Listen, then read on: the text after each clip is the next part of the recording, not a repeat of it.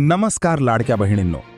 जर तुम्ही लाडकी बहीण योजनाचा एप्रिल हप्ता अजून मिळाला नाही म्हणून सतत वाट पाहत असाल तर आजची अपडेट थोडी वेगळी आणि समजून घेण्यासारखी आहे. सगळ्यात आधी क्लिअर करूया.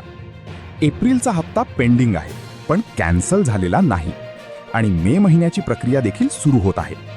म्हणूनच अनेकांना वाटतंय की दोन्ही हप्ते एकत्र येणार का. याचं उत्तर थोडं वेगळं आहे. बघा, सरकारी पेमेंट सिस्टम साधारणपणे स्टेज वाईज काम करतो. Stage 1 verification complete, stage 2 approval process, stage 3 fund transfer. जर एप्रिलचा हप्ता स्टेज 2 किंवा स्टेज 3 मध्ये असेल आणि त्याच वेळी मे महिन्याची प्रोसेस सुरू झाली तर दोन्ही हप्ते जवळपासच्या कालावधीत येऊ शकतात. पण इथे एक महत्त्वाची गोष्ट, सर्वांना एक्झॅक्ट एकाच दिवशी डबल पैसे मिळतीलच असं नाही. काहींना आधी एप्रिल, काहींना नंतर मे. म्हणजेच बॅक टू बॅक पेमेंट होण्याची जास्त शक्यता आहे.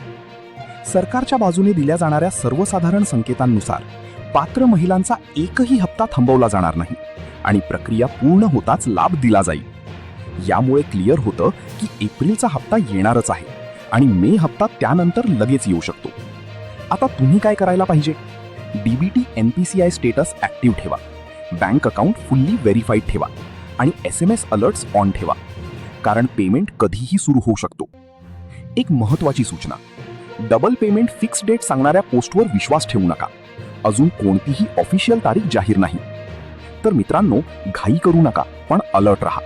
हा व्हिडिओ सेव्ह करा आणि चॅनल फॉलो करा, कारण पुढच्या अपडेटमध्ये कोणत्या स्टेजवर तुमचा पेमेंट आहे आणि एक्झॅक्ट टाइमलाईन काय आहे हे सगळं मी तुम्हाला सांगणार आहे. लाडकी बहीण योजनाच्या संबंधित नवीन GR व अपडेट बघण्यासाठी YouTube चॅनल नक्की सबस्क्राईब करा आणि आत्तापर्यंत तुमचे किती हप्ते आले आणि किती नाही ते कमेंटमध्ये नक्की सांगा.